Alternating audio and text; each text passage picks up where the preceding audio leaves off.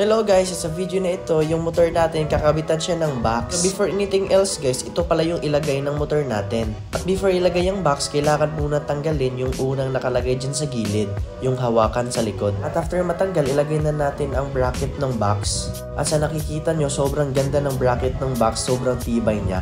Thank you pala ako kay Tita Marilyn. Kasi dahil po kay Tita Marilyn, nagkaroon po tayo ng bracket ng box. Ito pala yung box ng motor natin. Nakikita nyo sobrang dumi kasi hindi na siya nagagamit, na stock lang siya sa bahay. Pero gaganda yan pag malinisan. At ngayon kinakabit na ni brother yung bracket ng box. At ngayon in-screw na para ready na ilagay yung box sa ibabaw. So yun guys, na sa wakas na na natin na kabit. Ayan, nagbabayad na tayo. Thank you kay Tita Marilyn sa pag-sponsor nitong box na binigay at sa din sa pagpakabit din. Thank you so much po. Ayan guys, lininisan muna natin para makita natin kung gaano ba talaga siya kaganda.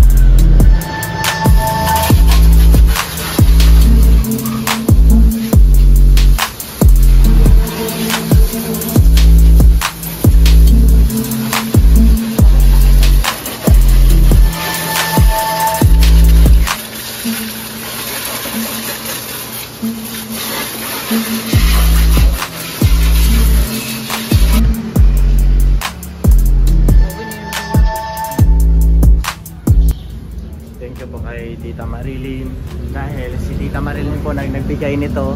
Sobrang laking tulong po nito guys kasi dito ilalagay yung mga biyaya. Yung nagbumili din itong bracket guys, si Tita Marilyn. Yan, thank you po kay Tita Marilyn. Tapos tita, nilinisan ko na. Actually guys, matagal na itong binili ni Tita. Nung ano pa, nung motor ko pa lang is Honda Beat. Yung nahati sa gitna. Nahati sa gitna kasi yung motor ko dati. Kasi hindi siya naikabit kasi wala pa akong ano lang time na nasira yung motor. Kaya ngayon na meron tayong bagong motor na ikabit na. Kasi binigyan tayo yung Tita Marilyn ng ganito. Bracket mahal to guys. Nasa 2.8 yan. Bigyan yung Tita Marilyn. Thank you so much po Tita. Yan Tita, nilinisan ko na. Pakita mo naman. Ito mo kay Tita. Bago na yan. Kanina kasi naluma ito sa ano eh. Nadumi. Malinis na. Kinikinang-kinang na oh. Ganda na oh. Oh. Diba? Ganda na.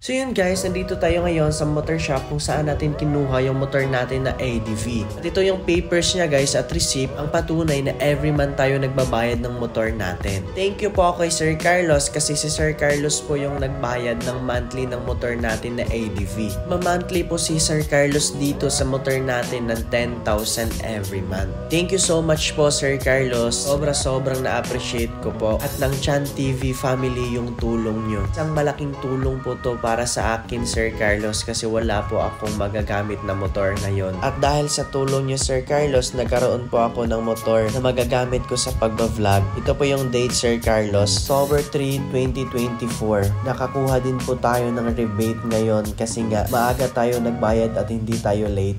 Thank you so much po Sir Carlos, sobrang na-appreciate po namin. Video na to, nandito kami ngayon sa cemetery kasi meron pinuntahan, visit namin dito yung papa ni Roy kasi birthday ng papa ni Roy. Birthday papa mo ngayon, diba? So ngayon, thank you pala kay Tita Marilyn, Tito Joe kasi binigyan kami ng para sa foods para kainin namin dito. And ito, si Sheena. Yan. Bulaklak, oh. So, tara na. So, yan dito kasi nilibi yung papa ni Roy. Kung naalala nyo yung previous natin na vlog, tagal-tagal na. Dito yun. Kaya visit kami dito.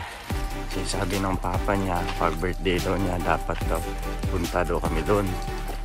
Siyempre, hindi naman naabutan yung papa ni Roy. Kaya dito na lang kami. Pinuntahan namin siya dito.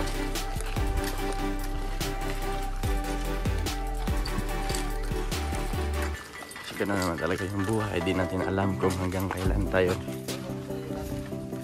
tayo last dito sa mundo. Kaya habang nandito pa tayo guys, piliin natin gumawa ng tama, ng mabuti, magpakabait.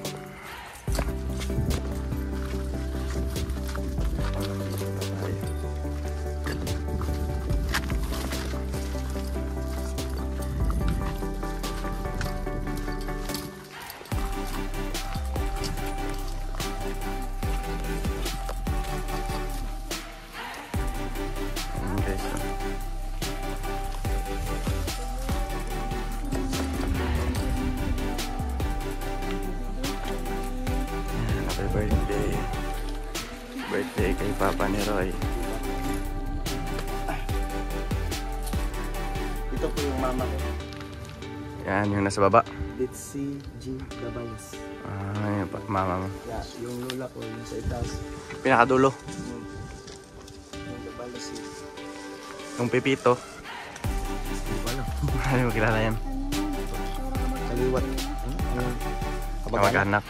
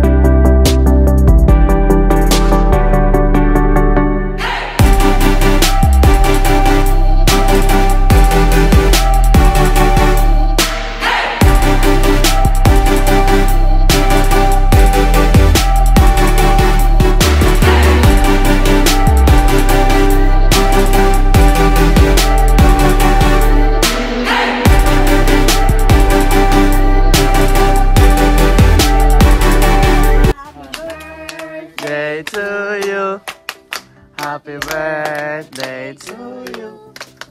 Happy birthday, happy birthday, happy birthday to you. Happy birthday pa ba kare? Happy birthday. Happy birthday pa ba karon? So yan ang kanyang bukuan.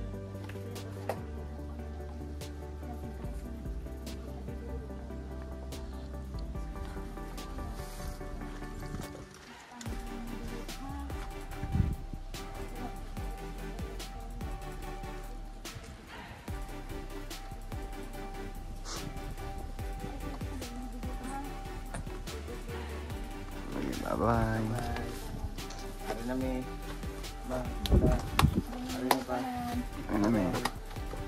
Watch more Videochan TV and subscribe for always updated Salahat and videos na susunod.